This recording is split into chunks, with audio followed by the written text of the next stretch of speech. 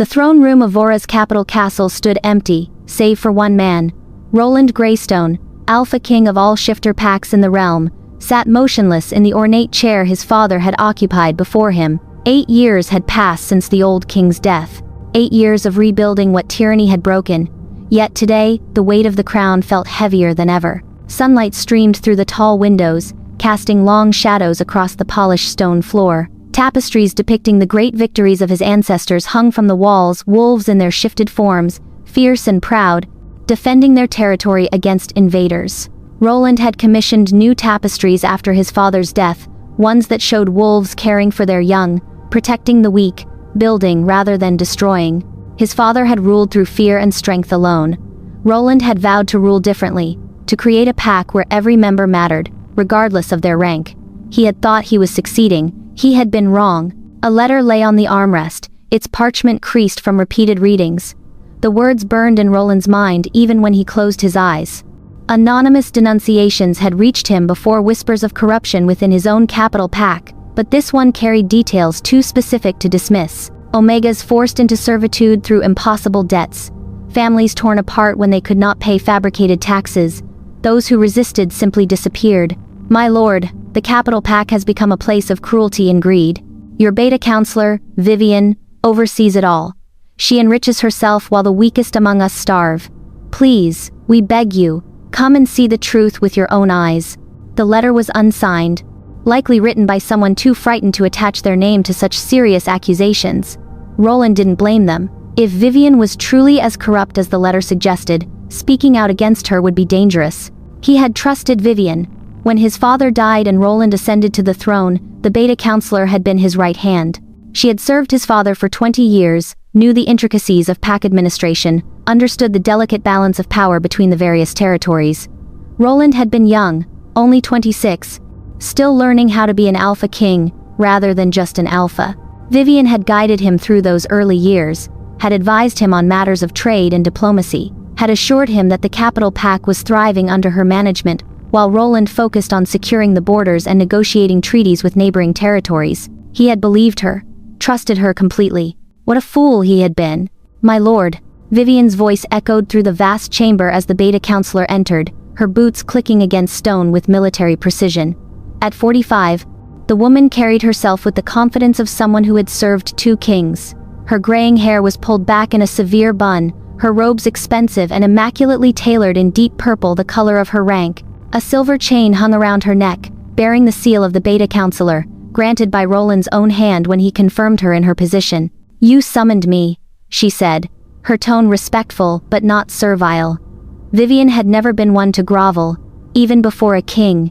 It was one of the things Roland had once admired about her. Now he wondered if it was arrogance rather than confidence. Roland held up the letter without speaking. He watched Vivian's expression carefully as the counselor took it, studied the words, then handed it back with a dismissive shake of her head. More lies from malcontents who refuse to pay their fair share, Vivian said smoothly, her voice carrying just the right tone of weary patience. These denouncers seek to undermine the pack's stability with baseless accusations. I assure you, my lord, the taxes are reasonable, and the Omegas are treated with appropriate care. Appropriate care.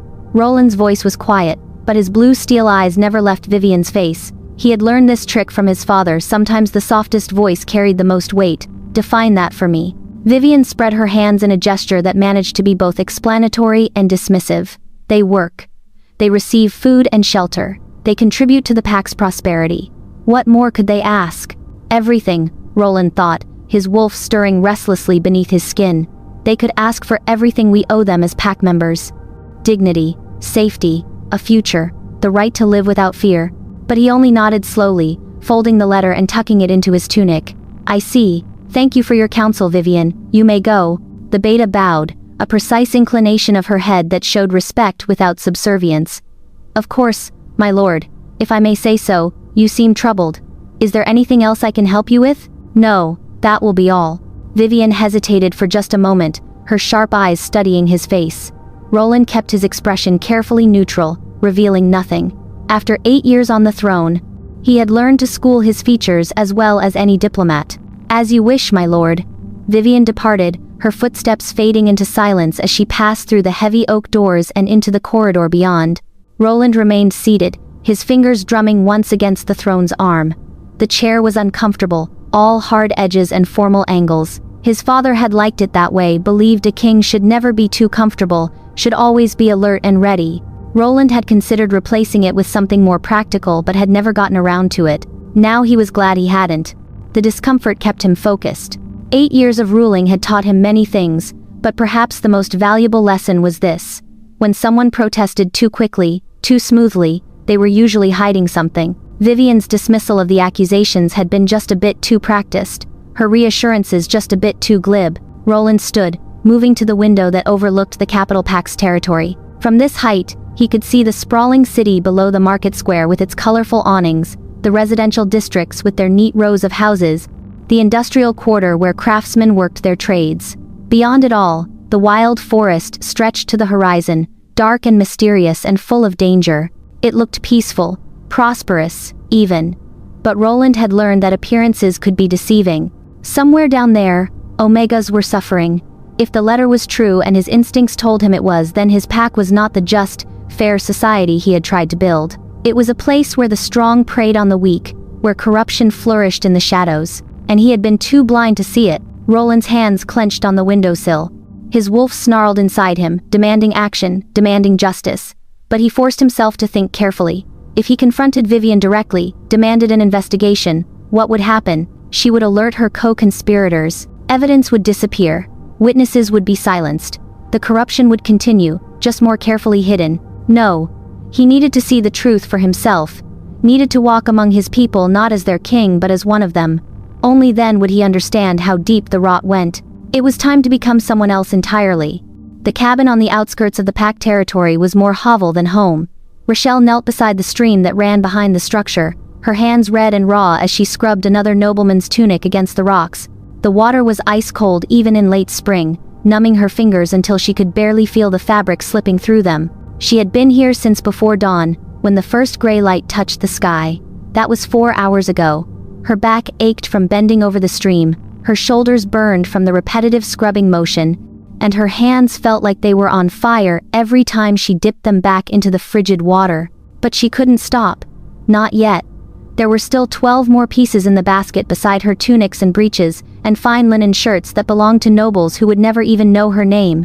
Each piece had to be scrubbed clean, wrung out, and hung to dry before she could move on to the next task. The laundry mistress at the castle had very specific standards. Any stain that remained would mean a reduction in payment. Any tear or snag in the fabric would be blamed on Reshel's carelessness, regardless of whether it was there when she received the clothing.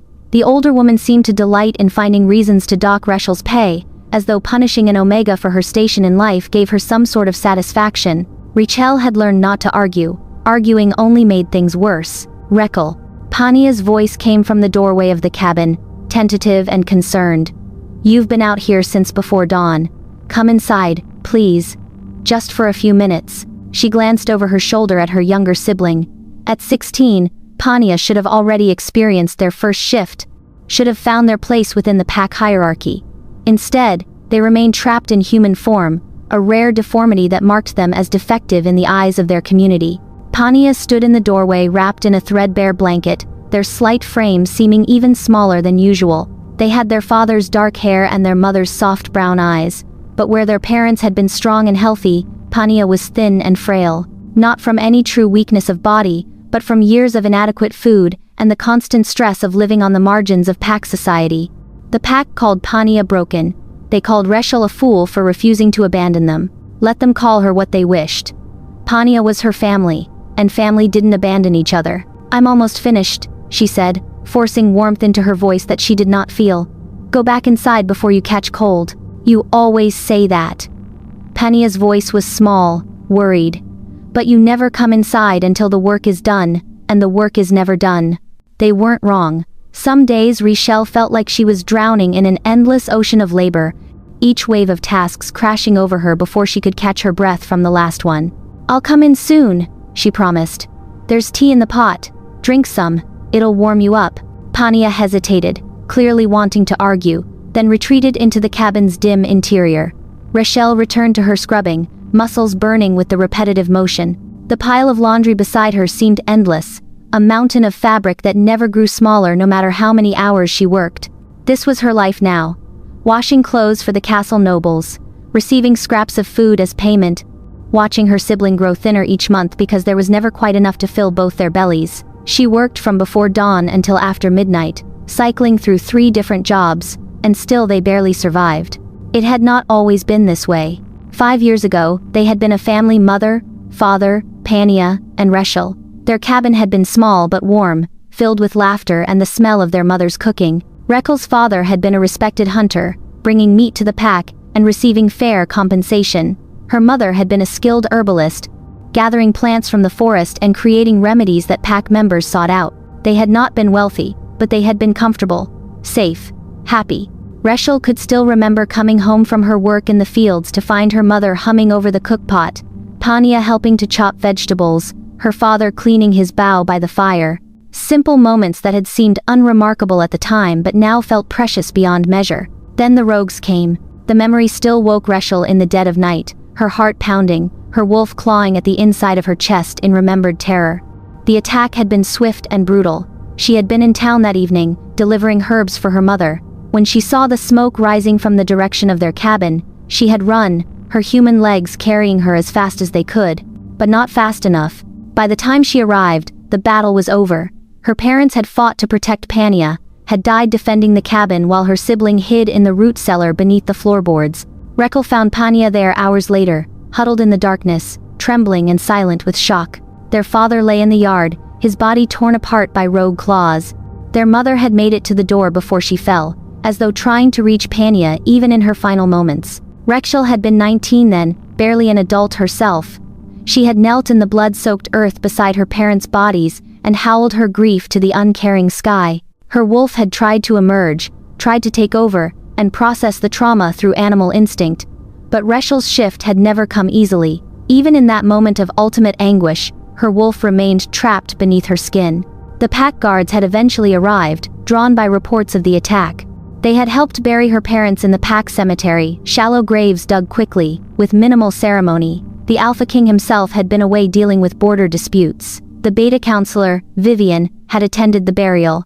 She had spoken words about duty and sacrifice, about how Rachel's parents died protecting pack territory. But she had not offered any real help. Now, 5 years later at 24, Rachel was still paying the price for that night. The pack had buried her parents with minimal ceremony, but apparently not for free. No one had offered to take in the orphan siblings. At 19, Rachel had been expected to care for herself and Pania without assistance. Then came her first shift.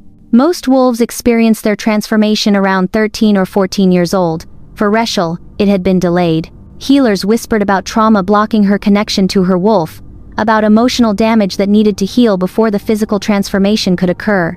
She had been 21 when her wolf finally clawed its way to the surface, 3 years after her parents' deaths. It happened in the middle of the night, a sudden, agonizing transformation that felt like her bones were breaking apart and reforming. She had stumbled outside, not wanting to wake Pania, and let her wolf take over for the first time. The experience should have been joyous, a rite of passage that every young wolf looked forward to. Instead, it had been terrifying and painful and deeply lonely. She had no parents to guide her through it, no pack members willing to teach a late-blooming Omega how to control her shift. The late manifestation marked her as weak, as defective as her sibling. The pack that had once tolerated her now viewed her with contempt. A 21-year-old first shift was practically unheard of. It marked her as damaged goods, an Omega who couldn't even perform the most basic function of their kind. Vivian, the beta counselor to the Alpha King, had been the one to deliver the news of her new status. It was 6 months after Rachel's first shift, on a cold autumn morning that smelled of rain and dead leaves. The beta counselor had arrived without warning, standing in the doorway of the cabin with 2 guards flanking her. Rachel had been preparing their meager breakfast: thin porridge made from grain she'd bartered for with laundry work. Rachel of the Western Edge, Vivian had said, her voice cold and businesslike. "I'm here to discuss your family's debt to the pack." Debt? Rachel had felt her stomach drop. What debt? Vivian had consulted a ledger, running her finger down a column of numbers as though discussing grain stores rather than lives. Your father's funeral, your mother's burial, the resources used to search for the rogues that attacked you. the guard patrols that protected this cabin in the aftermath, the healer who examined you for injuries, the time and labor of pack members who assisted you. The total comes to 12 silver coins. 12 silver coins! An impossible sum for someone who had never seen more than a few copper pieces at once. That can't be right, Rekel had protested, her voice shaking. My parents were pack members, they paid their taxes, they contributed to the pack's welfare. Burial should be what? Vivian's eyes had been cold as winter ice. Free? Nothing is free, girl. The pack provided services, and now payment is due. You will pay 2 silver coins each month until the debt is satisfied. 2 silver coins. Raquel had felt the number settle over her like a stone. She barely earned 2 copper pieces a week from her laundry work. 2 silver coins it was impossible. I can't, she had whispered. I don't have that kind of money. There must be some mistake. There is no mistake. Vivian had closed her ledger with a sharp snap. The debt is recorded and must be paid. I suggest you find additional work. But how am I supposed to? That's not my concern. You have until the end of this month to make your first payment. If you cannot pay, you and your sibling will be expelled from pack territory. The threat had been delivered casually, as though Vivian were discussing the weather. But Rachel understood what it meant. Beyond pack borders, there were only rogues and wilderness. Pania couldn't shift to defend themselves. They would be dead in a week, maybe less. Please, Rachel had begged, hating the desperate sound of her own voice. Pania is only 11, they can't shift. If we're expelled, then I suggest you find a way to pay. Vivian had turned to leave, then paused at the door.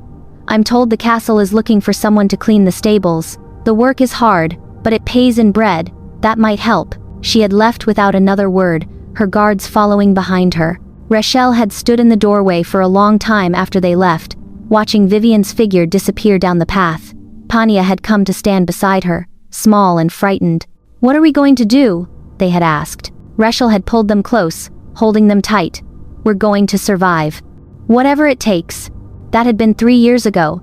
3 years of working herself to exhaustion. 3 years of watching every copper piece. 3 years of going hungry so Pania could eat.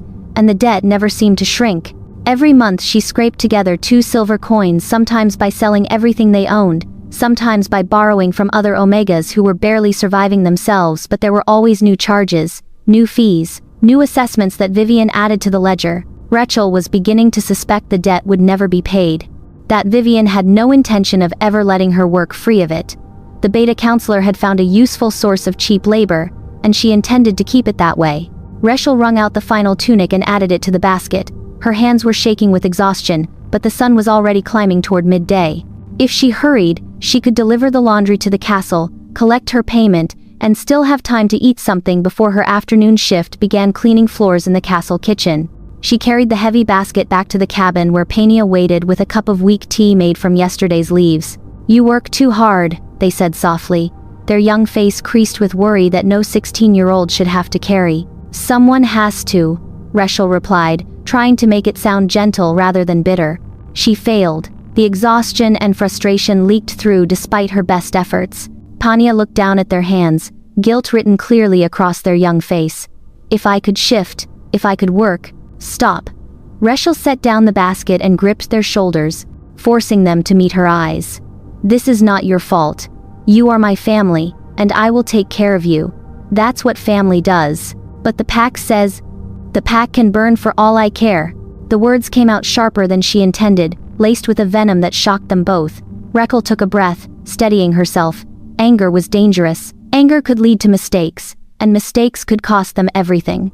I'm sorry, she said more softly. I didn't mean to snap at you. It's okay. You're tired. Pania reached up to squeeze her hand. I know you're doing your best. The simple acceptance in their voice made Rachel's chest tighten. Pania never complained, never demanded more than she could give. They just quietly endured their shared poverty with a grace that Rachel found both heartbreaking and inspiring. I need to deliver this laundry, she said, releasing Pania and lifting the basket again.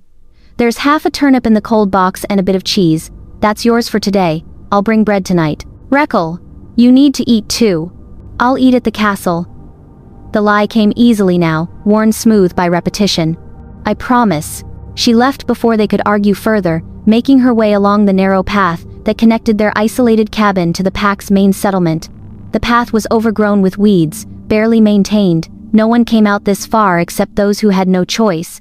Other wolves passed her without acknowledgement, their eyes sliding away as though she were invisible.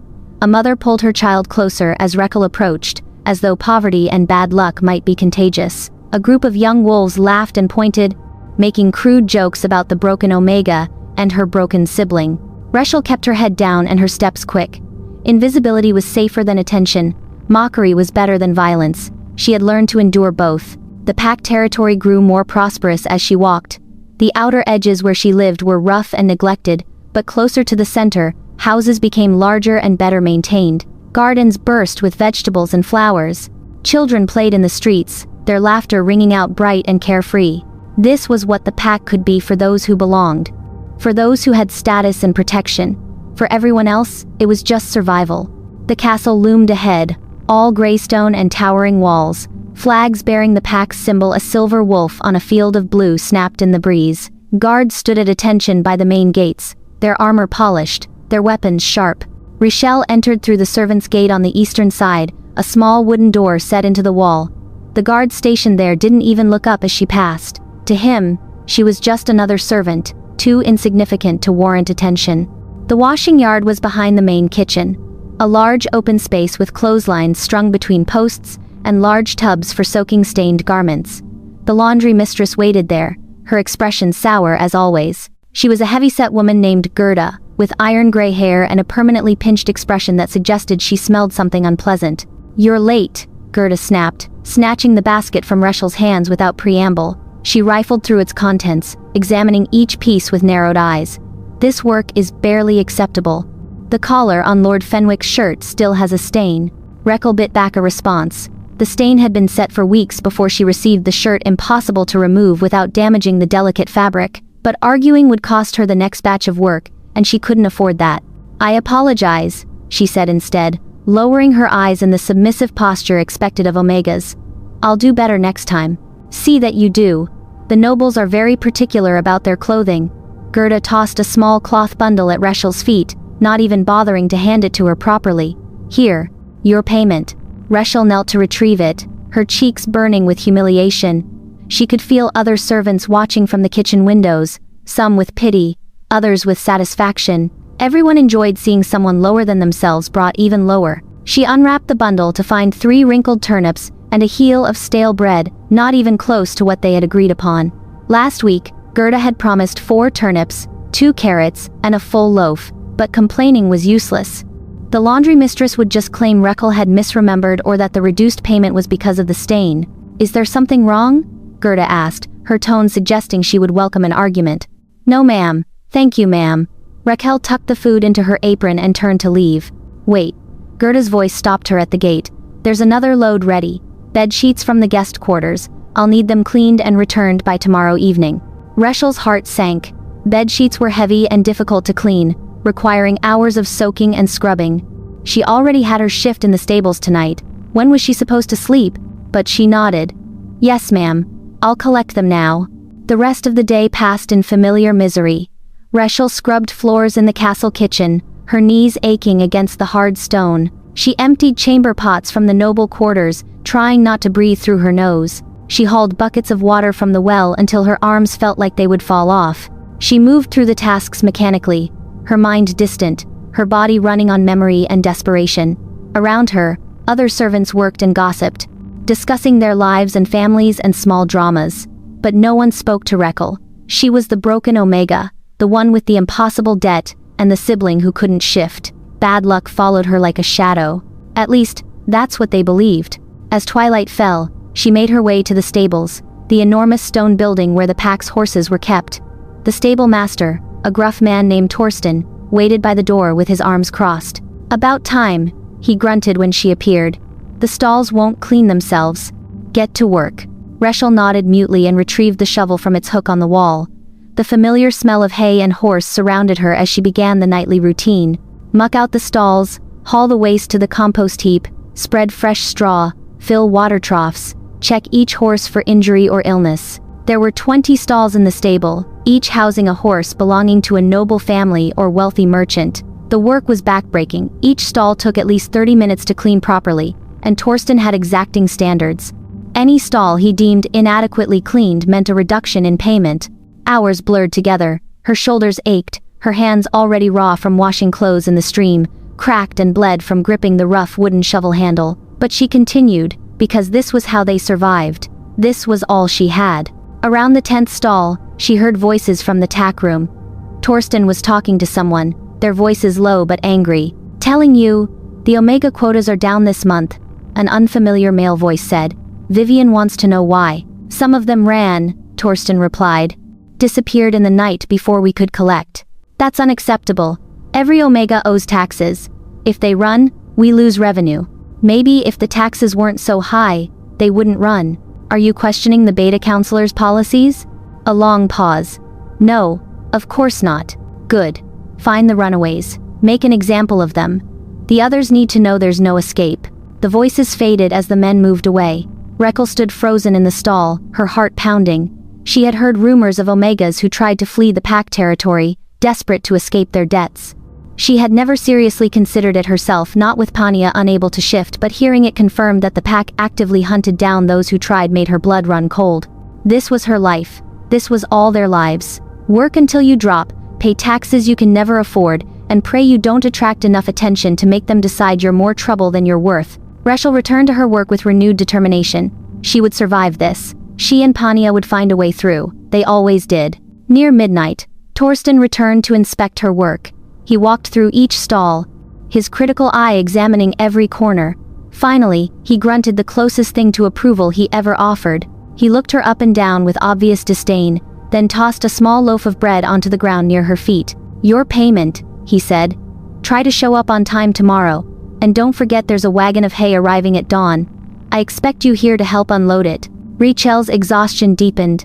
Dawn was less than 6 hours away. She'd have maybe 4 hours of sleep if she hurried home now. "Yes, sir," she whispered. Torsten had already walked away, his heavy footsteps echoing through the stable. Rekel picked up the bread, cradling it carefully. This would feed Pania for 3 days if she was careful. 4, if she could find wild greens to supplement their meals. The forest beyond the pack territory had edible plants, dandelion greens, wild onions, mushrooms if she knew where to look. She used to go foraging with her mother. Now she barely had time to sleep, let alone spend hours searching for food. She tucked the bread into her apron alongside the turnips and heel from the laundry mistress. Together, it was barely enough to keep one person alive, let alone 2, but it was what they had. It would have to be enough. Rachel stepped out of the stables into the cool night air, exhaustion weighing on her like a physical burden. Every muscle in her body ached. Her hands were bleeding, leaving red smears on the bread as she tucked it carefully into her apron. Her eyes burned with fatigue. The walk back to the cabin seemed impossibly long. The path stretched ahead of her like an accusation, each step a reminder of how far she was from safety, from rest, from anything resembling a normal life. Tomorrow she would do this all again, and the day after that, and the day after that, until either the debt was paid or she collapsed from the effort. She was beginning to suspect collapse would come first. Rachel allowed herself one moment of weakness, standing alone in the darkness outside the stable walls. One moment to acknowledge the despair that lived in her chest like a stone, to feel the weight of her siblings' dependence, the pack's contempt, and the impossible, grinding poverty that consumed every waking hour. One moment to wonder if this was all her life would ever be. Then she straightened her shoulders, adjusted the food in her apron, and began the long walk home. Pania would be waiting, probably still awake despite the late hour, worrying. She needed to get back, to reassure them that she was fine, that everything would be okay, even if it was a lie. She did not notice the figure watching from the castle ramparts above, did not see the way his hands clenched on the stone wall as he observed her stumbling gait, the way she swayed with exhaustion as she walked, did not hear the low growl that rumbled in his chest, barely audible even to his own ears. Roland Greystone, Alpha King, had seen all he needed to see. He had watched her work for hours, observed how the laundry mistress short-changed her, how Torsten treated her with casual contempt. He had seen the blood on her hands, the exhaustion in every line of her body, and he had heard the conversation in the tack room, heard his Beta Counselor's name spoken in connection with Omega quotas and hunting down runaways. His wolf raged inside him, demanding he shift, demanding he tear apart everyone responsible for this. But Roland forced himself to remain still, to observe rather than act. He needed to understand the full scope of the corruption before he could dismantle it. But watching this unknown Omega woman, this servant who worked herself to death for scraps, something had shifted inside him. His wolf had taken notice in a way that went beyond simple sympathy for a suffering pack member. Tomorrow he would return as someone else entirely. He would walk among his people as a beggar, invisible and beneath notice. He would see the truth that had been hidden from him, and then he would burn this corruption to the ground and rebuild it from ashes. Tomorrow, everything would change. Dawn broke cold and gray over the capital pack territory. Roland stood at the edge of the market square, his appearance transformed beyond recognition. Dirt smeared his face and tangled his black hair into matted clumps. His finest clothes, silk tunics and leather breeches tailored to fit his muscular frame, had been replaced with tattered rags that hung loose on his body, deliberately chosen to disguise his build. The transformation had taken hours. He had rubbed dirt into his skin, under his nails, into the creases of his hands. Had torn and stained the clothes until they looked like they'd been worn for months without washing. Had practiced hunching his shoulders, shuffling his feet, affecting the defeated posture of someone broken by life. Most importantly, he had suppressed his alpha aura completely, a feat that required constant concentration and left him feeling strangely hollow, disconnected from the power that usually hummed beneath his skin. It was deeply uncomfortable. An alpha's aura was like breathing, an unconscious expression of dominance and power. Suppressing it felt like holding his breath underwater. Sustainable for a time, but increasingly difficult the longer it continued. But it was necessary. To the wolves who passed him, he was nothing. Less than nothing. Just another vagabond who had wandered too close to civilized territory, probably looking for scraps or a barn to sleep in before being driven away. The transformation was necessary. If Roland had arrived as himself, as the Alpha King, every citizen would have presented their best face. Streets would have been swept clean, Omegas would have been hidden away or coached on what to say. The nobles would have bowed and smiled and assured him that everything was perfect. The truth would have remained hidden beneath layers of performance and pretense. But as a beggar, invisible and beneath notice, he could see what they believed no one important was watching. He could hear the words spoken when people thought only other commoners were listening. What he saw made his wolf snarl with barely contained rage. The market square bustled with morning activity despite the early hour. Merchants arranged their wares on wooden tables and carts, calling out prices for bread and cheese and dried meat. The smell of fresh baking mixed with less pleasant odors, livestock, unwashed bodies, refuse from the gutters. Noble wolves strolled past in fine clothing, their servants trailing behind with baskets for their purchases. They walked with the confident arrogance of people who had never known want, never questioned whether they would eat that day. Guards stood at regular intervals throughout the square, their expressions bored but watchful. They wore the pack's colors, blue and silver, and carried short swords at their hips. Their job was supposedly to keep the peace, to protect all pack members equally. But Roland could see the way they watched certain people more carefully than others, the way their hands drifted to their weapons when Omegas passed, the way they smiled and nodded at nobles but barely acknowledged anyone else. And in the corner near the well, partially hidden behind a merchant's cart, a line of Omegas waited. Roland moved closer, keeping to the shadows. He affected the shambling walk of a beggar, hunched and aimless, drawing no attention. People moved out of his way with expressions of disgust, careful not to let him touch them. He counted 12 Omegas in the line, all of them thin, all of them carrying the exhausted slump of people who worked too hard for too little. They stood in silence, eyes downcast, while 2 guards checked names against a ledger. The guards looked well-fed and prosperous. Their uniforms were clean, their boots polished. One of them wore a gold chain around his neck, expensive jewelry that should have been well beyond a guard's salary. "Mara of the Western Quarter," one guard called out, his voice carrying across the quiet morning air. "You owe 3 silver for this month." A young Omega stepped forward from the line. She couldn't have been more than 20 years old, with hollow cheeks and shadows under her eyes. Her hands trembled as she held out a small leather pouch, the universal gesture of someone parting with money they couldn't afford to lose. The guard emptied it onto his palm, the coins clinking together. He counted slowly, making a show of examining each piece. Then he shook his head with exaggerated disappointment. 2 silver and 6 copper. "That's not 3 silver. Please," the Omega whispered, her voice barely audible. "My child is sick. I had to buy medicine. I'll have the rest by next week, I swear. Just give me a few more days. The tax is due today." The guard's hand shot out, gripping her arm hard enough to make her gasp. His fingers dug into her flesh, leaving white marks where they pressed. "You know the penalty for late payment. Please, I'll pay it." Another Omega stepped forward from the line, older, her face lined with worry and years of hard labor. She looked to be in her 40s, bent with work, her hands gnarled from years of manual labor. "I have the extra silver. Please don't take her." The guard considered this, tilting his head as though thinking deeply. But Roland could see the calculation in his eyes, the satisfaction. This was a game to him, a way to assert power over those who couldn't fight back. Finally, he shrugged and accepted the additional coin from the older Omega. "Very well, but next time, Mara, you'd better have the full amount. I won't be so generous twice." The young Omega Mara stumbled back to the line, tears streaming down her face. The older woman who had paid for her returned with shoulders bowed under the weight of her sacrifice.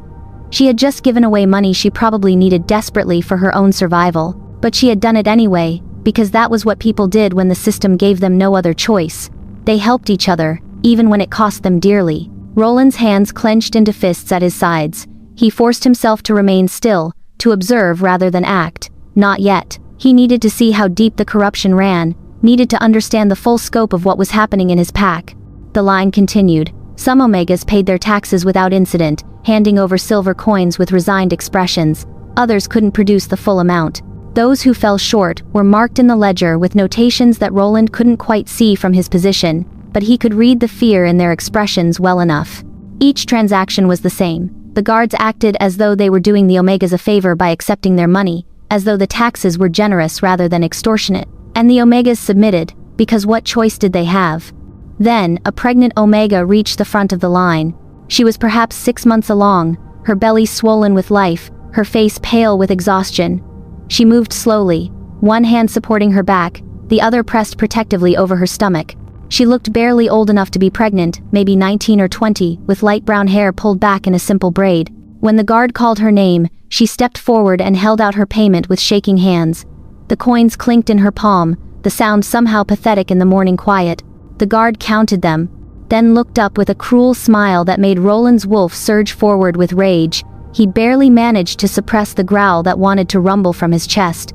"This is last month's payment," the guard said slowly, as though speaking to a child. "You still owe for this month." "But I paid last month," the pregnant Omega protested, her voice rising with panic. "You marked it in the ledger yourself. I saw you. I was standing right here, and you said, 'Are you calling me a liar?'" The guard's voice rose, drawing attention from nearby merchants and shoppers. Several people turned to watch, but no one intervened. "Are you suggesting that I, an official representative of this pack, would falsify records?" "No, the Omega's voice broke. "I just meant, seize her." The second guard moved with practiced efficiency, grabbing the pregnant Omega's arm and hauling her away from the line. She cried out, stumbling, her free hand pressed protectively over her belly. "Please, the baby."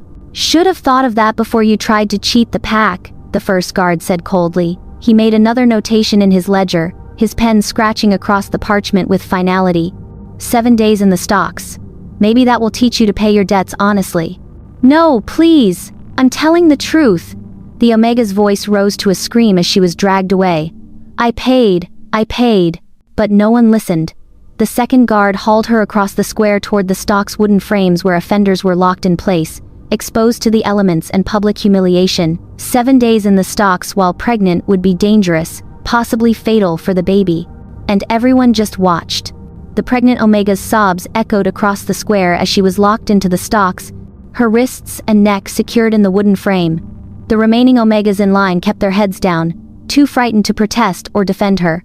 Roland watched the faces of the other wolves in the market. Merchants continued their business, haggling over prices as though nothing was happening. Noble wolves looked away, uncomfortable but unwilling to intervene. A few showed obvious satisfaction, as though the Omega's punishment confirmed their belief in proper social order. Not one person spoke up, not one person questioned the guard's decision. Not one person showed even basic compassion for a pregnant woman being punished for a debt she might well have already paid. The complacency was almost worse than the cruelty itself. The Alpha King committed every face to memory. The guards who enforced unjust laws, the nobles who benefited from Omega exploitation, the merchants who witnessed suffering and chose profit over compassion. All of them complicit in a system that ground the weakest members of his pack into dust. He wanted to shift right there in the square, to let his wolf tear through the pretense, and show them what an alpha king's rage looked like when unleashed. Wanted to rip those guards apart for daring to abuse pack members under his protection. Wanted to stand before every complacent observer and demand how they could look at suffering and feel nothing. Instead, he shuffled closer to a fruit vendor's stall, playing the part of a beggar, hoping for scraps. His stomach was genuinely empty now. He hadn't eaten since yesterday's breakfast, maintaining the authenticity of his disguise. The vendor, a portly man with a red face and shrewd eyes, saw him approaching and spat on the ground. "Get away from here. You're driving off my customers." Roland shambled backward, affecting confusion, his expression vacant. He had practiced this look in the mirror, the empty stare of someone too beaten down by life to fully understand what was happening around them. Another merchant, a woman selling fresh bread, threw a rock that struck his shoulder. It wasn't thrown hard enough to truly hurt his alpha-strong body, but it stung, and more than that, it stung his pride. The casual contempt in the gesture, the ease with which she treated another living being as less than human. "Filthy vagrant," someone muttered from nearby. A child, no more than 7 or 8 years old, ran up and kicked at Roland's shin before darting away, laughing. His mother watched with approval, as though teaching her son to abuse the vulnerable was a valuable life lesson. Roland endured it all in silence. Each insult, each act of casual cruelty, each moment of being treated as less than nothing. He let it wash over him, storing every detail in his memory. This was what life was like for those at the bottom of his pack's hierarchy. This was the reality that had been hidden from him behind reports and reassurances. He spent the rest of the day wandering the pack streets, testing the boundaries of their cruelty. He sat down near a bakery, and the baker came out to chase him away with a broom. He approached a public well for water, and the women there drove him off with harsh words and thrown refuse. When he tried to rest in the shade of a shop awning, the owner poured a bucket of slop water over his head. Not a single person offered help, not one hand extended in kindness, not one voice raised in protest when others abused him. Instead, they kicked at him when he sat too close to their shops, cursed him when his presence offended their sensibilities, threw garbage at him for sport, laughing when he flinched away. Children were taught to torment him. Adults competed to see who could deliver the cruelest insult, and through it all, the guards watched with amusement, never once intervening. This was his pack. This was the society he thought he had been building for 8 years. By the time evening approached, Roland's understanding was complete. The corruption ran deeper than taxes and falsified ledgers. It had infected the pack's very soul, creating a hierarchy where strength meant everything and weakness deserved only scorn. The strong didn't just dominate the weak here. They actively enjoyed their suffering. As darkness fell, he made his way toward the castle stables, his body genuinely weary now. The day's humiliations had combined with the constant strain of suppressing his alpha nature to leave him feeling hollowed out and exhausted. He had eaten nothing since yesterday's breakfast. Drunk nothing except a few sips of water he'd managed to get from a stream outside the main settlement. The hunger gnawed at his belly, genuine and uncomfortable. Part of him wanted to end this now, to reveal himself and bring down justice on those who had turned his pack into this nightmare. But he needed more information, needed to understand who was profiting from this system, where the money went, how deep Vivian's control extended. So he continued his role. The stable wall provided shelter from the wind that had picked up with nightfall. Roland settled against it, letting his eyes drift closed. He wasn't truly unconscious, merely conserving energy and staying alert for any useful information. But to anyone passing, he would appear to have collapsed from exhaustion, just another beggar who had found a relatively protected spot to sleep. Time passed slowly. The castle grew quiet as servants finished their duties and retired for the night. Lights winked out in windows. The bustle of daily activity faded to silence, broken only by the occasional call of a night bird or the distant bark of a dog. Roland's wolf stirred restlessly in his mind. Unhappy with the vulnerability of their position but trusting his human half's plan, the wolf didn't fully understand subtlety, didn't see the value in deception and patience. It wanted to hunt, to fight, to dominate. But Roland had learned long ago that sometimes the greatest strength lay in appearing weak. Then, he heard footsteps, light, quick, but heavy with exhaustion, the gait of someone who had worked too hard for too long. Someone approaching from the direction of the stables, probably a servant finishing late duties. Roland kept his breathing slow and even, his body slack against the wall. He let his head loll to one side, his mouth hanging slightly open, the perfect picture of unconscious exhaustion. The footsteps stopped a few feet away. "Oh no," a woman's voice murmured, soft with concern. "Are you hurt?" Roland didn't respond, maintaining his unconscious act. Through slitted eyelids, he could see a figure approaching, silhouetted against the light from the stable lanterns. He heard her move closer, felt her presence as she knelt beside him.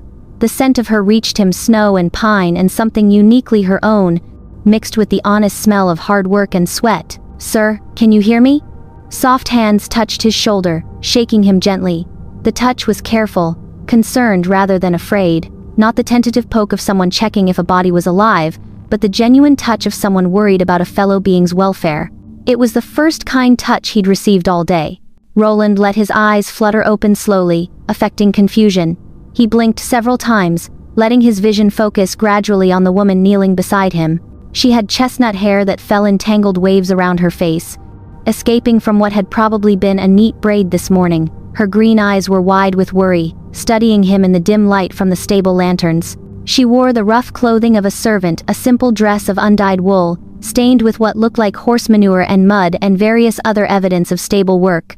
Her hands were red and raw from labor, the skin cracked and bleeding in places. Her face was thin, hollow-cheeked, with shadows under her eyes that spoke of too little sleep and too many days of going without proper food.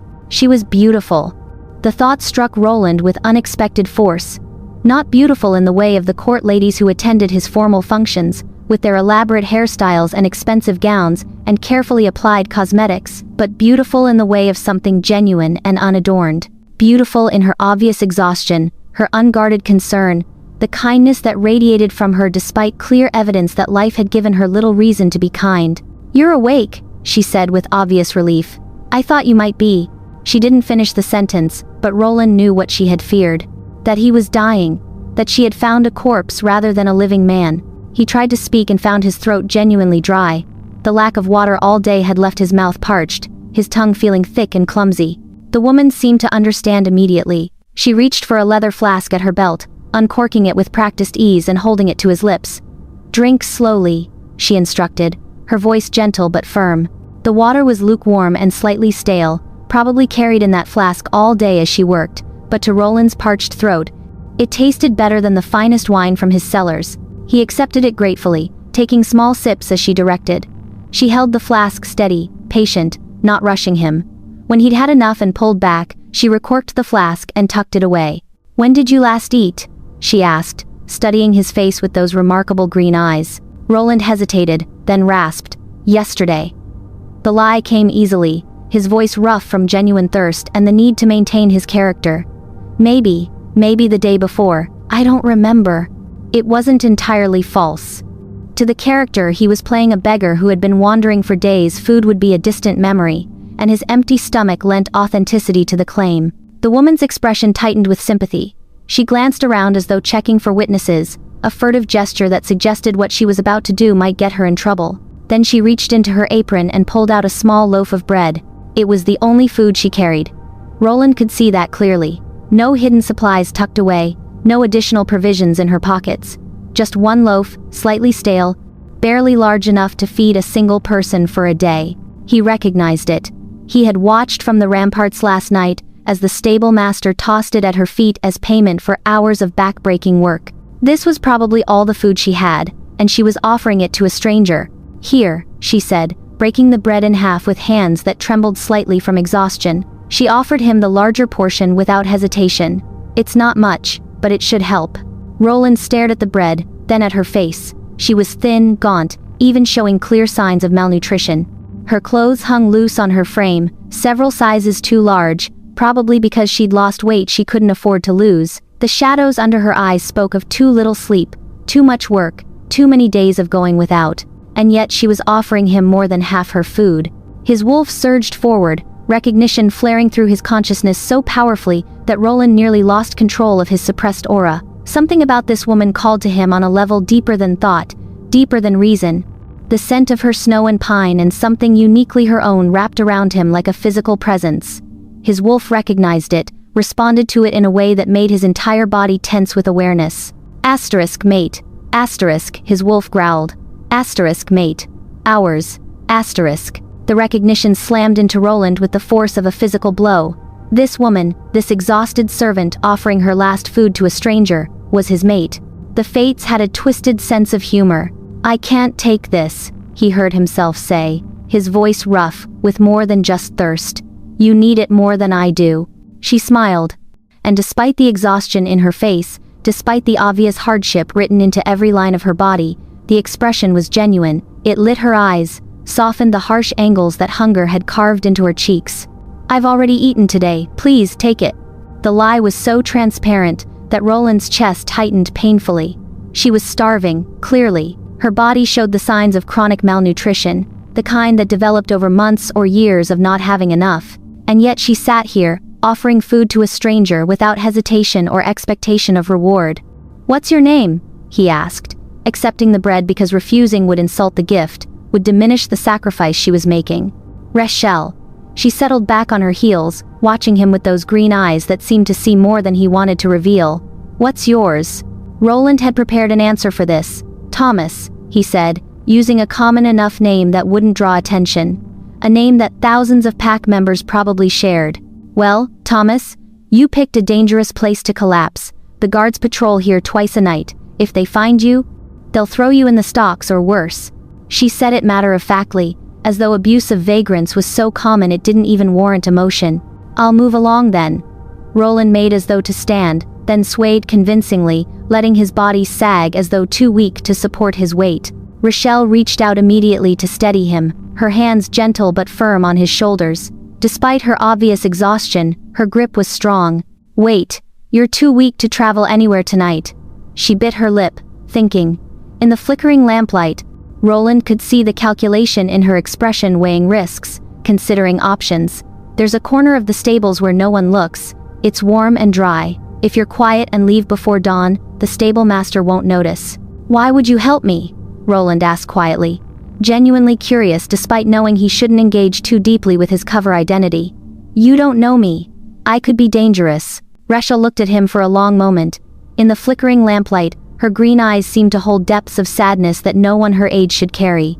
But there was also something else there, determination, perhaps, or simple human decency that refused to be crushed.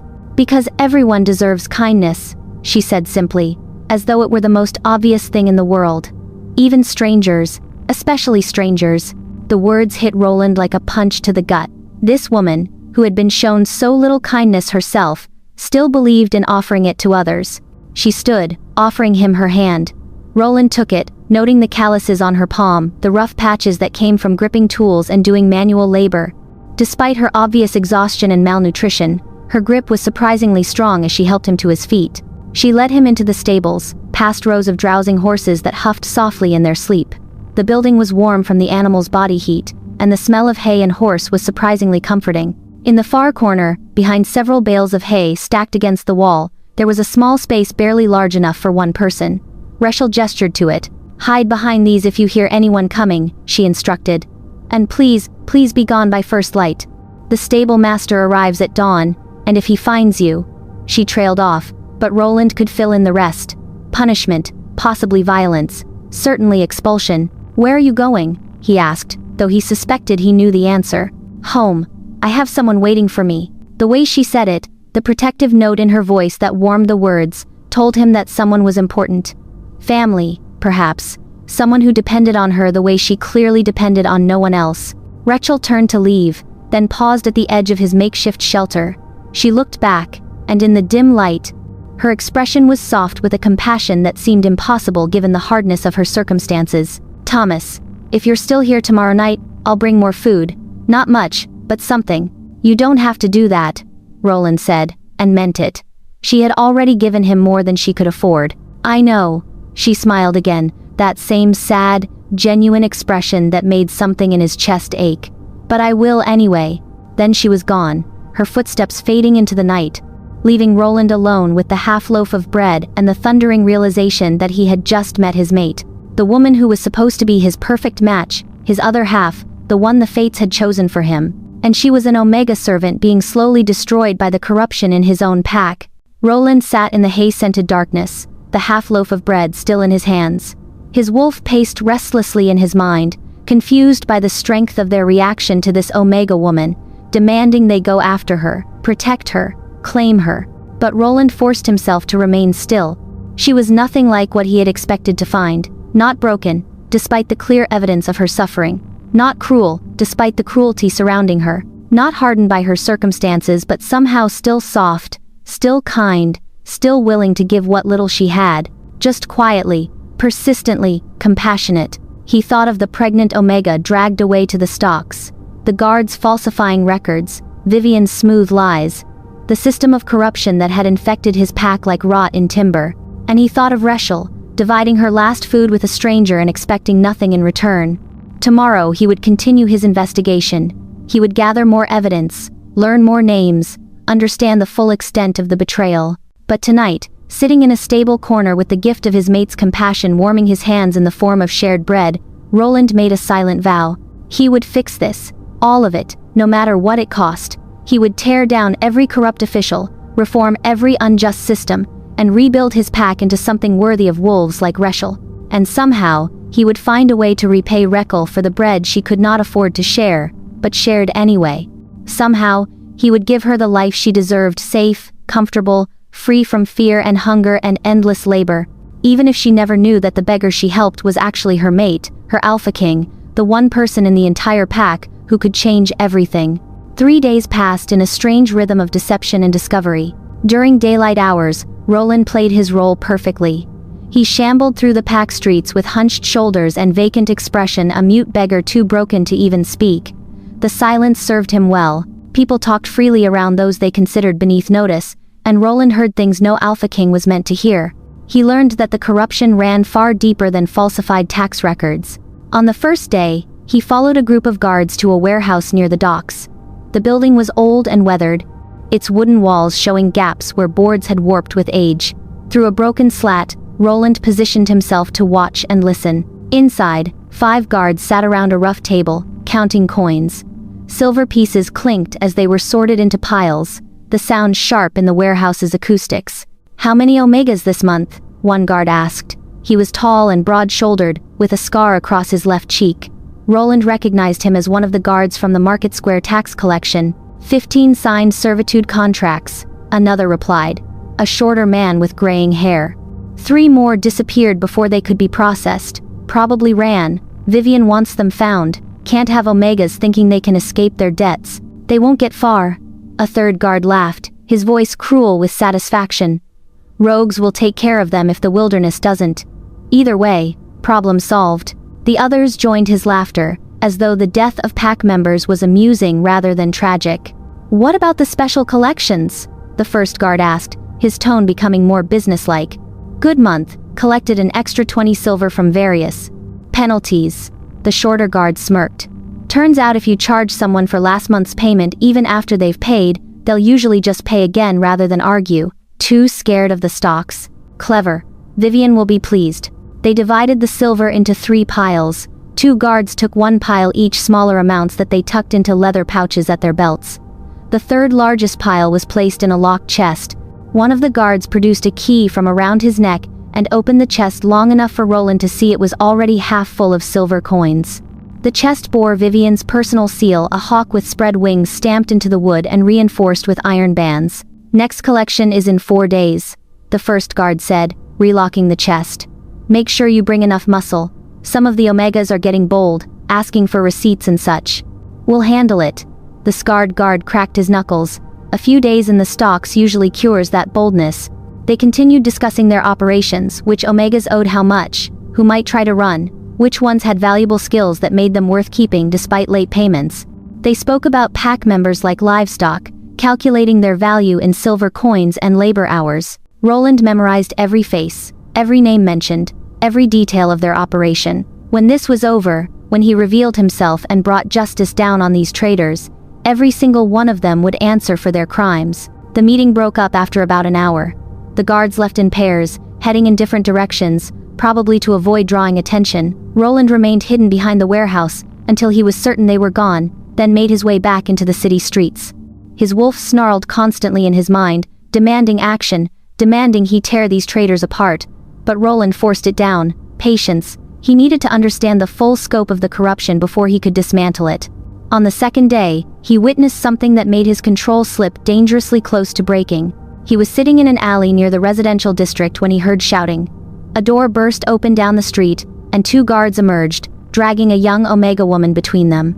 She clutched a small child to her chest, a boy who couldn't have been more than 2 years old, screaming for his mother. "Please," the woman cried, her voice desperate and broken. "I paid. I have witnesses. Ask Mara from the Western Quarter. She saw me pay." "The ledger says otherwise," one of the guards replied coldly. "If you paid, your name would be marked. It's not, therefore, you didn't pay." "That's not true. You're lying." The guard backhanded her across the face. The woman's head snapped to the side, and blood trickled from her split lip. The child in her arms shrieked louder. Neighbors watched from their windows and doorways. Not one of them intervened. Not one of them spoke up in her defense. "Resisting collection is an additional offense," the guard said. "That'll be another silver coin added to your debt." "I don't have another silver coin, I barely had the first one." "Then you shouldn't have resisted." The guard nodded to his partner. "Take the child." "No." The woman's scream was primal, desperate. "No, please, not my baby." But the second guard was already tearing the child from her arms. The boy wailed, reaching for his mother with chubby hands. The guard passed him to an older woman standing in a nearby doorway, a neighbor who accepted the child with obvious reluctance. "You'll get him back when you've served your time," the first guard said, as though this was reasonable. 7 days in the stocks for non-payment, 3 additional days for resisting collection, 10 days total. "He's not weaned yet." The Omega sobbed as they dragged her away. "He needs me, please." Her cries echoed down the street as they hauled her toward the market square. Behind them, the neighbor woman tried to comfort the screaming child, but he was inconsolable, crying for his mother. Roland's hands shook with the effort of maintaining his disguise. His wolf raged inside, demanding he shift, demanding he tear apart anyone who would separate a mother from her nursing child. It took every ounce of his control to remain still, to continue playing the part of a broken beggar who lacked the strength to intervene. But revealing himself now would only alert Vivian. The counselor would destroy evidence, silence witnesses, and the corruption would continue under a more careful guise. He had to wait. Had to gather all the evidence he needed to ensure that when he struck, the blow would be final and complete. So Roland waited, watched, remembered, and added another name to his growing list of traitors who would face justice. But the nights were different. Each evening, as darkness fell and the castle grew quiet, Rachel came to the stables. She always carried food, never much, just scraps she had saved from her own meager portions, stale bread, wrinkled vegetables. Once, a small piece of cheese that she divided carefully, giving him the larger half despite his protests. They talked in whispers, careful not to draw attention. The stable was quiet at night, just the soft sounds of horses breathing and shifting in their sleep, the occasional nicker or stamp of hooves. "You're still here," Rachel said on the first night, settling beside him in the hay with obvious exhaustion. She had dark circles under her eyes, and her hands trembled slightly as she unwrapped the food she'd brought. "You told me I could stay," Roland replied, maintaining the hoarse voice of someone unused to speaking, someone whose throat was raw from deprivation. "I wasn't sure you would." She handed him a turnip and half a carrot, meager offerings that nonetheless represented a sacrifice on her part. "Most people leave before dawn. They don't want to risk the stable master's temper. I have nowhere else to go." The words were truer than she knew. Oh, Roland had a castle full of rooms and servants at his command. But sitting here in the hay with this Omega woman who shared her last food with strangers, he felt more at home than he had in years on his throne. There was something honest about this place. About her. No pretense. No political maneuvering. Just simple human connection. "What happened to you?" Rachel asked softly, her voice barely above a whisper. "How did you end up like this?" Roland had prepared a story, had practiced it, until it came naturally. "I was part of a smaller pack to the north. Rogues attacked. Most of us were killed. I'm the only one who survived." He let his voice break slightly, affecting trauma. "I've been wandering ever since. Can't seem to find a place that will take me in." It wasn't entirely false. Rogues had attacked many packs over the years. His father had spent decades fighting them, securing borders and establishing defensive perimeters. Roland himself had led campaigns to push them back beyond the territories, but he had never been their victim, not like Rachel had been. "I'm sorry," she said, and the genuine compassion in her voice made his chest tighten. She reached out and touched his hand briefly, just a moment of contact, but it sent warmth flooding through him. I know what it's like to lose everything to rogues. You do? Rachel nodded, her fingers plucking absently at the hay between them. It was a nervous gesture, something to occupy her hands while she spoke of painful things. They killed my parents 5 years ago, attacked our cabin in the middle of the night. Her voice was steady, but Roland could hear the pain beneath it, old pain, worn smooth by time but never truly healed. The kind of grief that became part of you, that you learned to carry but never truly set down. My sibling and I hid in the root cellar. We stayed there for hours, listening to. She trailed off, swallowing hard. We survived, they didn't. I'm sorry, Roland said, and meant it with every fiber of his being. As Alpha King, he had failed to protect her family, failed to keep the rogues far enough away that families like hers could sleep safely at night. The knowledge sat in his gut like a stone. It was a long time ago. Rachel smiled, but it didn't reach her eyes. We manage. You and your sibling? Pania, they're 16. Her expression softened with obvious affection, a transformation that made her face almost luminous despite her exhaustion. They can't shift. The pack considers them broken, but they're not. They're just different. Roland heard what she wasn't saying. That the pack made life impossible for Pania, that Rachel bore the burden of supporting them both, that she went hungry so her sibling could eat, that she worked herself to exhaustion to keep them both alive. You work hard for them, he observed. They're all I have left. Rachel's voice was fierce despite its softness, carrying a protective edge that spoke of absolute devotion. I won't abandon them, no matter what the pack says, no matter what it costs me. The pack says you should? The pack says a lot of things. She pulled her knees up to her chest, wrapping her arms around them in a self-protective gesture. That Pania is worthless, that I'm weak for protecting them, that we'd both be better off beyond pack borders, left to the rogues. Her voice was matter of fact, but Roland could hear the hurt beneath it, heard the weight of years of such comments, the accumulated damage of being told again and again that you and the person you love most are worthless. That's not true, he said firmly. I know. She rested her chin on her knees, looking at him sidelong. In the dim light from the stable lanterns, her green eyes seemed to glow slightly, a reminder that despite her human form, she was wolf beneath. But knowing something and believing it are different things, aren't they? Roland wanted to tell her that she was stronger than anyone else in this pack, that her loyalty to her sibling, her kindness to strangers, her refusal to break under impossible circumstances, these things made her more valuable than 1,000 cruel nobles and corrupt guards. But he couldn't say that, not as Thomas the Beggar, who had no authority and no power to change anything. So instead he asked, why do you stay? If the pack treats you so poorly, why not leave? It was a genuine question, even though he suspected he knew the answer. He wanted to hear it from her, wanted to understand her reasoning. Rachel was quiet for a long moment. When she finally spoke, her voice was barely above a whisper, as though she was afraid someone might overhear even here in the empty stable. Because beyond pack borders, there are only rogues. And Pania can't shift to defend themselves. We'd be dead within a week. Maybe less. She lifted her head, meeting his eyes. So, we're trapped. We stay because leaving would be suicide. We endure because we have no other choice. So you're surviving. We're surviving, she agreed. There was pride in her voice, quiet but unmistakable. There's a difference between that and just existing. We're not just waiting to die, we're actively fighting to live. Every day.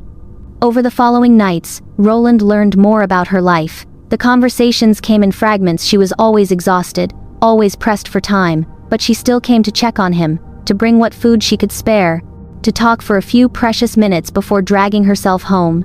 He learned about the fabricated debt that kept her in poverty, how Vivian had appeared 6 months after her parents' death with a ledger full of charges that seemed designed to be unpayable. 2 silver coins per month, an impossible sum that Rachel had somehow been paying for 3 years through a combination of multiple jobs and ruthless self-deprivation. I work 3 jobs, she told him on the second night, her voice hollow with exhaustion. Laundry for the nobles during the day, kitchen work in the afternoon, stables at night. Between all of them, I earn just enough to make the monthly payment and buy minimal food for Pania. What about food for yourself? Roland asked, though he already knew the answer. Could see it in the gauntness of her face, the prominent collarbones visible above her dress's neckline. Rachel shrugged. I eat when I can. There's usually scraps left in the kitchen, bones and vegetable peelings, that they'd throw to the pigs anyway. Sometimes I can take those, his wolf growled at that. His mate was eating garbage, scraps that would have been fed to animals, because she couldn't afford actual food. He learned about the laundry mistress who shortchanged her regularly, always finding some reason to reduce her payment, about how Reckle never argued because arguing would cost her the work entirely, and she couldn't afford to lose even that meager income. He learned about the stable master who made her work until midnight for a single loaf of bread. How that bread had to feed both her and Pania, stretched across multiple days, how she divided it carefully, giving her sibling the larger portions and claiming she'd eaten elsewhere. Pania knows I'm lying, she said with a sad smile. But they pretend to believe me because the alternative, knowing I'm starving so they can eat, would hurt them too much. And with each revelation, Roland's fury grew. His wolf paced restlessly, demanding action, demanding he tear apart this corrupt system and everyone who benefited from it. But he forced himself to remain patient, to continue gathering information, because the more he learned, the more he understood that this wasn't just about a few corrupt guards and a greedy beta counselor.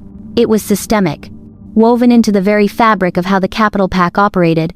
Nobles who looked the other way while Omegas suffered because it was convenient, merchants who profited from cheap labor, guards who enforced unjust laws because it enriched them. And at the center of it all, Vivian, calculating, ruthless, turning pack governance into a personal business venture. On the third night, Reschel arrived later than usual. Roland had been waiting, worried despite knowing he had no real right to worry. She was not truly his to worry about, not while he maintained this deception. But his wolf disagreed. Mate, it growled. Ours. Protect. When she finally appeared in the stable doorway, Roland's sharp eyes immediately noticed she was moving differently. Favoring her right side, her usual quick steps replaced with a careful, pained shuffle. You're hurt, he said, standing up from his hay bale shelter as she approached. The words came out sharper than he intended, edged with an alpha's concern for his mate. Reschel flinched slightly at his tone, and he immediately regretted it. It's nothing, she said, attempting to smile. I fell in the stables earlier. Just a bruise. Let me see. Thomas, please.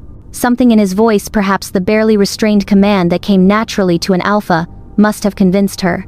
After a moment's hesitation, she lifted the edge of her shirt to reveal her right side. Roland felt his wolf surge forward with killing rage. A massive bruise spread across her ribs, dark purple in the center fading to angry red at the edges. It covered an area the size of his hand, and from the way she was breathing shallow and careful, he suspected at least one rib was cracked if not broken.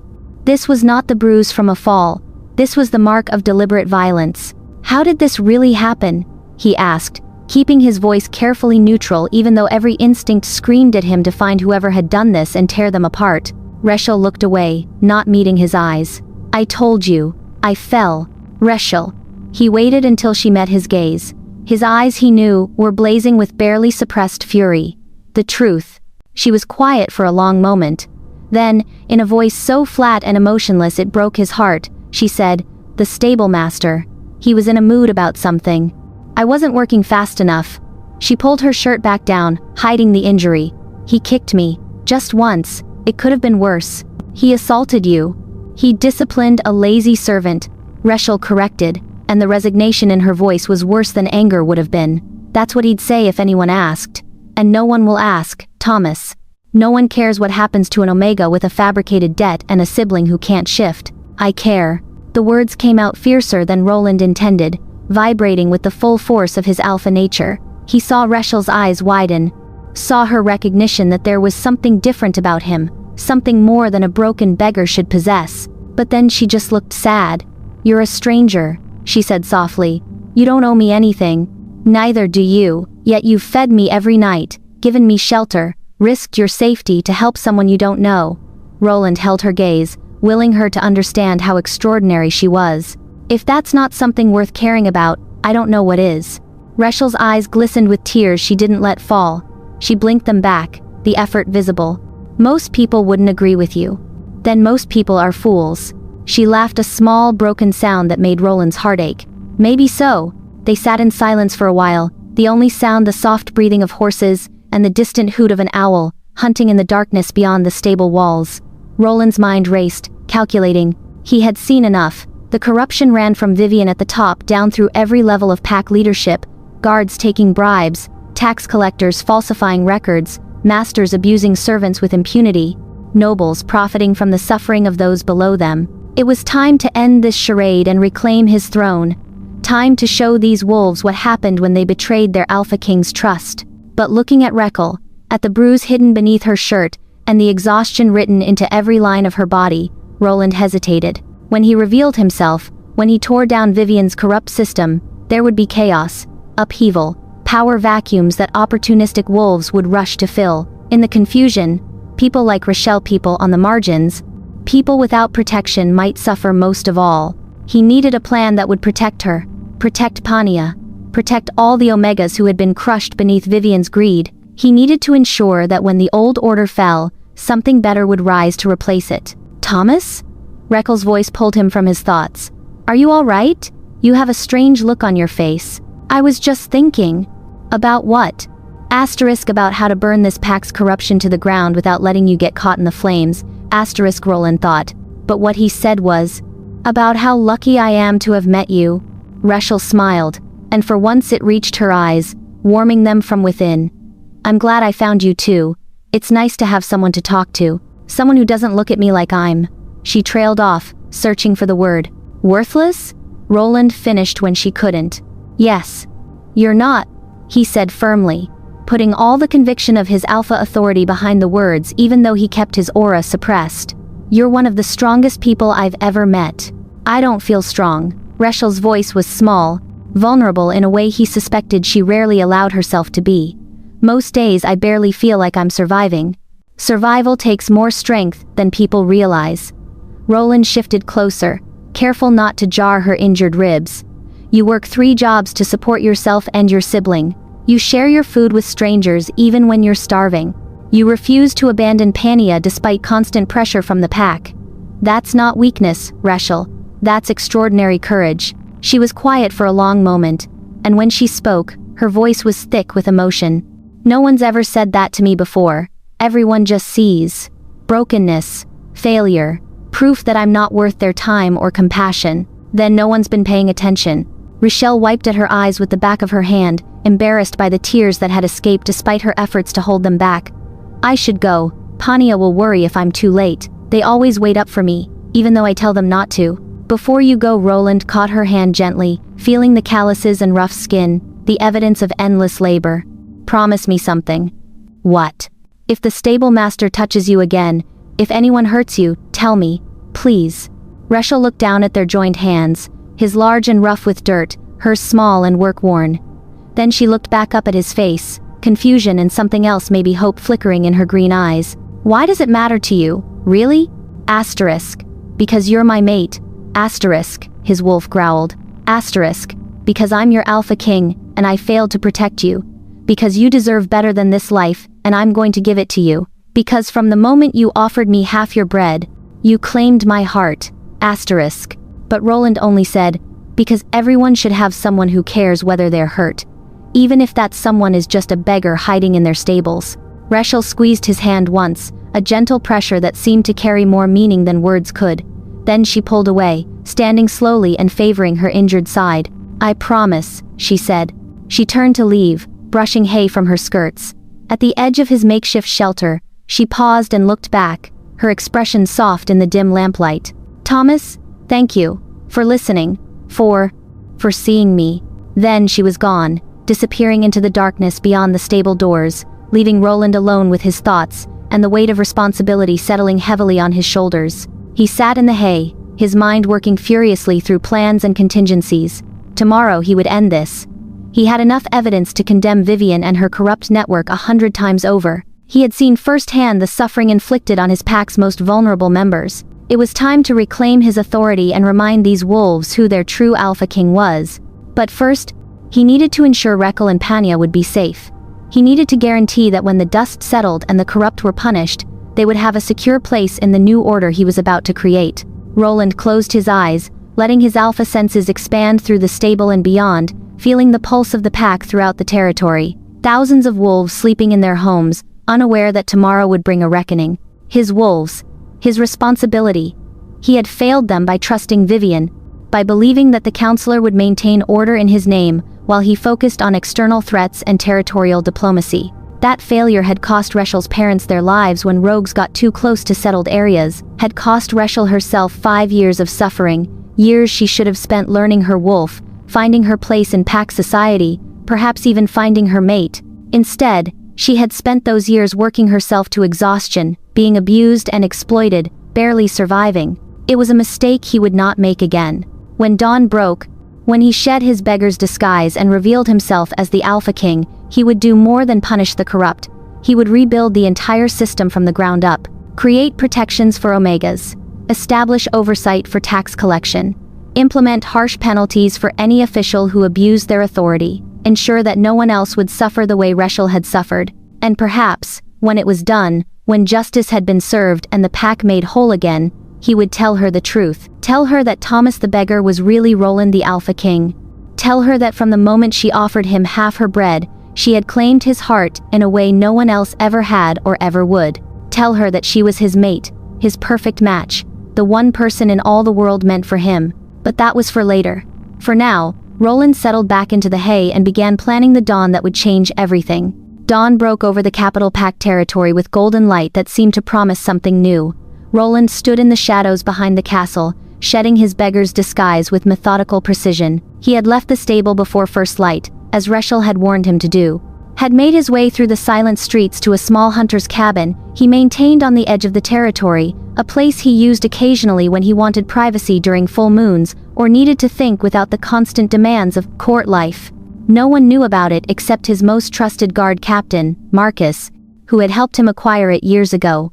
Inside the cabin, Roland scrubbed away days of accumulated dirt, watching brown water swirl down the drain of the simple wash basin. He dressed in clothes he'd hidden there, not his finest royal attire, but well-made garments that proclaimed status without ostentation. Dark leather breeches, a deep blue tunic embroidered with silver thread in the pattern of running wolves, tall boots polished to a shine. Finally, he reached for the crown he'd locked away in a chest beneath the floorboards. It was simple, as crowns went a circlet of silver etched with ancient pack symbols, set with a single sapphire that caught the light like a frozen flame. His father had worn it, his grandfather before that. Now it belonged to Roland, symbol of his authority over all the packs in the realm. He settled it on his head, feeling its familiar weight, and let his alpha aura free for the first time in days. The release was like taking a full breath after being underwater. Power flooded through him, his wolf surging forward with a roar of satisfaction. His eyes flashed gold as his wolf rose close to the surface, lending its strength to his human form. This was who he was, not Thomas the broken beggar, but Roland Greystone, Alpha King. And he was furious. Marcus arrived at the cabin just as Roland finished dressing. The captain was a grizzled warrior in his 50s, scarred from decades of fighting rogues and defending pack territory. He had served Roland's father, and now served Roland with unwavering loyalty. "My lord," Marcus said, bowing deeply. His eyes took in Roland's appearance, clean, dressed properly, wearing the crown, and something like relief crossed his weathered face. "It's good to see you as yourself again." "Thank you for your patience, old friend." Roland clasped the captain's shoulder. "I know these past few days have been difficult, keeping my absence from court a secret. I told them you were dealing with sensitive border negotiations and couldn't be disturbed," Marcus said. Vivian wasn't pleased, but she couldn't argue without seeming to question your authority. "Good. Is everything ready?"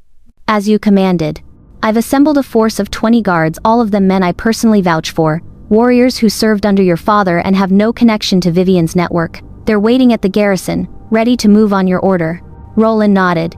He had sent word to Marcus on the first night, using a messenger boy and a coded phrase they'd established years ago for emergencies. The captain had been preparing ever since. "And the evidence?" "Secured. I took the liberty of raiding that warehouse you mentioned, found the chest with Vivian's seal, full of silver coins. Also found ledgers documenting her entire operation, every falsified debt, every bribe paid, every Omega forced into servitude. It's all there." "Excellent work." "There's more." Marcus's expression darkened. "I sent scouts to question some of the Omegas, quietly, offering them protection if they'd speak truthfully. What they told me," he shook his head. "It's worse than you described, my lord. Much worse." Roland's hands clenched into fists. "Tell me." Omegas who couldn't pay their debts were being sold, actually sold, like slaves, to work crews in the mines, or to wealthy merchants in other territories. Vivian has been running a trafficking operation, my lord. She claims they're voluntary servitude contracts, but the Omegas have no choice. It's either sign or be expelled from Pack territory and left to the rogues. The words hit Roland like physical blows. His wolf roared inside him, demanding blood, demanding justice. How many? He asked, his voice dangerously quiet. At least 30 over the past 2 years, maybe more. The records are incomplete. I suspect she destroyed evidence of the worst cases. 30 Pack members sold like livestock.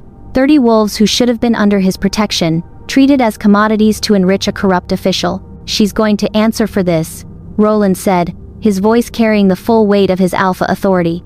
Every crime, every betrayal, every life she destroyed. She's going to face justice. There's something else you should know, Marcus said carefully. I have Vivian in custody. When I raided the warehouse last night, she was there, personally overseeing a collection. I took her into custody immediately, along with 8 of her most corrupt guards. Roland's eyebrows rose. You arrested the Beta Counselor without my explicit order? Forgive me, my lord, but you gave me general authority to act in securing evidence. She was actively destroying documents when we arrived, burning ledgers in a barrel. I deemed it necessary to prevent further destruction of evidence. A slow smile spread across Roland's face. Well done, Marcus. Where is she now? In a holding cell in the garrison. She's been vocal about her displeasure. I imagine she has. Roland moved toward the door. It's time to remind the Capital Pack who their Alpha King is. And it's time for Vivian to face the consequences of her betrayal. They rode to the garrison on horseback, Marcus leading a contingent of loyal guards. As they passed through the early morning streets, people stopped to stare. Word spread like wildfire the Alpha King had returned, and he looked like war itself. Roland kept his alpha aura at full strength, a tangible pressure that made lesser wolves lower their eyes and step back. He wanted everyone to feel it, to remember that for all the power Vivian had accumulated, she was not the true authority here. He was. The garrison was a stone building near the castle, where the Pack's military forces were housed and trained. As Roland entered, guards snapped to attention, their fists striking their chests in salute. My lord, they chorused. At ease, Roland commanded. He could see the confusion on some faces. They had clearly been expecting a normal day, not the Alpha King arriving in full authority with his crown blazing and his aura making the very air heavy with power. Marcus led him to the holding cells in the basement. They descended stone steps worn smooth by centuries of use, lit by torches that cast dancing shadows on the walls. Vivian stood in the center cell, her hands gripping the iron bars. She had clearly been caught in the middle of work. Her expensive robes were rumpled, smudged with ash from the documents she'd been burning. Her hair had come loose from its usual severe bun, hanging in disarray around her face. When she saw Roland, her eyes widened. Then they narrowed with calculation.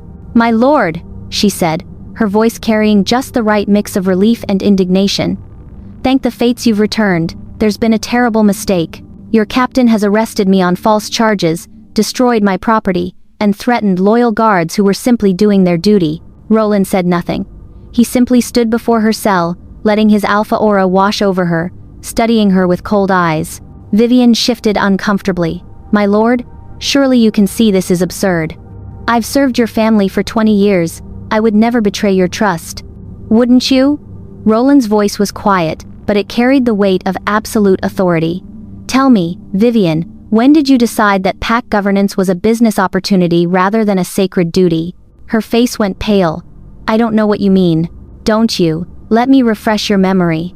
Roland pulled a document from inside his tunic, one of the ledgers Marcus had recovered. This records 37 Omegas forced into servitude contracts over the past 2 years. Contracts you fabricated, debts you invented, lives you destroyed for profit. Those were legitimate debts. Every one of them was properly documented. Were they? Roland opened the ledger to a marked page. Here's Rachel of the Western Edge. According to your records, she owes 12 silver coins for her parents' burial and associated costs. Yet Pack law clearly states that burial of fallen Pack members is a communal responsibility, paid for through general taxes. So tell me, Vivian, why did you charge her specifically? Vivian's mouth opened and closed. The regulations were changed. The Pack Council approved new fee structures. The Pack Council meets quarterly. I attend every meeting. No such fee structures were ever approved. Roland's voice hardened. You lied to me. You falsified records. You exploited grieving pack members for personal profit. It was for the pack's benefit. The funds went to your personal accounts. Roland held up another document, a financial record Marcus had obtained from a merchant who handled Vivian's banking. You've accumulated over 3,000 silver coins through your schemes. That's more wealth than most nobles will see in their lifetimes, and you got it by bleeding the poorest members of our pack dry. Vivian's expression shifted from innocence to cold calculation. You can't prove any of this will hold up in pack court. It's my word against some disgruntled Omegas. Who do you think the council will believe? The council will believe their Alpha King. Roland's eyes flashed gold, his wolf rising close to the surface. And I have all the proof I need. Financial records, witness testimony. Your own ledgers documenting every crime. Those ledgers are pack business. You had no right to seize them. I had every right. I am the Alpha King, and you answer to me, not the other way around. Vivian's carefully constructed mask finally cracked, her face twisted with anger and something that might have been desperation. You stupid boy, do you have any idea what I've done for this pack? Your father was a warmonger who nearly bankrupted us with his endless campaigns against rogues. When you inherited his throne, you were too busy playing diplomat to notice the capital was falling apart. So you decided to profit from the chaos? I decided to do what was necessary. Vivian's voice rose, echoing off the stone walls. Someone had to maintain order. Someone had to collect taxes and fund the guard and keep the systems running.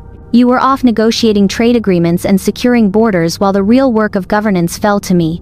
The real work of governance doesn't include selling pack members into slavery. They were volunteers. Every contract was signed willingly. After you fabricated debts they couldn't possibly pay and threatened them with exile if they didn't cooperate. Roland's voice was cold enough to freeze blood. That's not voluntary, Vivian. That's coercion. That's trafficking. You can't do this. Vivian's voice took on a pleading edge. Think about what this will do to pack stability. I have connections, allies in every territory. If you move against me, you'll create chaos. The council will fracture. Other packs will see it as weakness. Let them try. Roland's alpha aura flared, pressing down on Vivian until she was forced to her knees by the sheer weight of his power. I am the Alpha King. My word is law. And my word is that you are hereby stripped of your position as Beta Counselor. You will stand trial before the Pack Council for corruption, embezzlement, trafficking, and abuse of authority. You'll regret this, Vivian hissed from her knees. I made this pack function. Without me, everything will fall apart. No, Vivian. You corrupted this pack, and now I'm going to fix it. Roland turned to Marcus. Keep her isolated. No visitors except those I approve. And send word to the Pack Council there will be an emergency session tonight in the throne room. Attendance is mandatory. Yes, my lord. As Roland climbed the stairs back to ground level, he could hear Vivian shouting behind him, her voice echoing through the holding cells. Threats and pleas and angry denials, all of them meaningless. Justice was coming. Not just for Vivian, but for everyone who had profited from the suffering of the vulnerable. But first, there was someone Roland needed to find. Someone who deserved to know that things were about to change. Rachel would be working now. Probably scrubbing laundry in the freezing stream or hauling water in the castle kitchen. She didn't know that the Alpha King had returned. Didn't know that the beggar she'd fed was actually the most powerful wolf in the realm. Didn't know that her mate had come to claim what was his and to give her the life she deserved. Roland emerged from the garrison into the morning sunlight, his crown gleaming, his alpha aura blazing like a beacon for every wolf in the territory to feel. The capital pack was about to learn that their true alpha had returned, and nothing would ever be the same again. Rachel knelt by the stream, her hands numb in the icy water as she scrubbed another nobleman's tunic. The morning sun had barely risen, painting the sky in shades of pink and gold, but she'd already been working for over an hour. Her ribs ached with every movement, the bruise from Torsten's boot a constant reminder to move carefully, to not draw attention, to survive another day. She had left Pania sleeping in the cabin, their slight form curled beneath the threadbare blanket they shared. There had been enough bread left for a small breakfast Pania would eat when they woke, and Rachel would tell them she'd already eaten. The usual lie, worn smooth by repetition. The thought of Thomas flickered through her mind. She hoped he'd left the stable before dawn as she'd warned him. Hoped he was safe, wherever he'd gone. It had been strange, having someone to talk to. Someone who listened without judgment, who seemed to actually see her as a person rather than just another disposable Omega. She would miss those conversations. A commotion from the direction of the pack settlement made her look up. Voices carried on the morning air, excited, urgent, the particular quality of sound that meant something significant was happening. Rachel frowned, wringing out the tunic and adding it to her basket. Whatever was going on, it didn't concern her. The affairs of the pack's upper circles never did. She was just an Omega trying to survive, beneath the notice of anyone important. She picked up her basket and began the walk back to the castle to deliver the laundry. As she drew closer to the main settlement, the commotion grew louder. People filled the streets, all of them heading toward the castle square. "What's happening?" she asked, a woman hurrying past. The woman barely glanced at her. "The Alpha King has returned. There's to be an announcement." Rachel's heart skipped. The Alpha King? She'd never seen him in person. Royal business didn't intersect with the lives of Omegas like her. She knew of him, of course.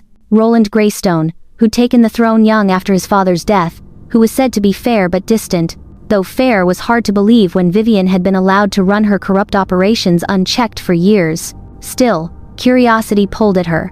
An announcement from the Alpha King himself was rare.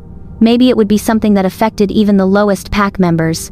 Rachel adjusted her heavy basket and joined the flow of people heading toward the castle. The square was already crowded when she arrived. Nobles and commoners and merchants all pressed together, everyone trying to get a view of the raised platform where announcements were traditionally made. Raquel stayed at the back, tucked against a building wall where she wouldn't be jostled. From here, she could barely see the platform, but she could hear well enough. The murmur of the crowd quieted as guards emerged from the castle. Then came an official-looking man in blue and silver robes. Marcus, she thought, the captain of the guard. And behind him, the Alpha King himself. Even from a distance, Roland Greystone commanded attention. He was tall and broad-shouldered, dressed in dark leather and rich blue fabric that proclaimed his status. A silver crown circled his head, catching the morning light. But it was his presence that truly struck her, an aura of power so strong it pressed against her wolf, making her want to lower her eyes in automatic submission.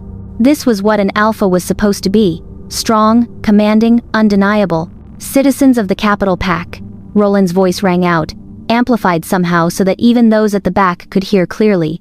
"I come before you today with news that will shock many of you. For the past few days, I have been walking among you in disguise, observing the truth of how this pack operates." A ripple of shock went through the crowd. Rochelle felt her own surprise. The Alpha King had been here, disguised, walking the streets. "What I saw disgusted me," Roland continued, his voice hard with anger.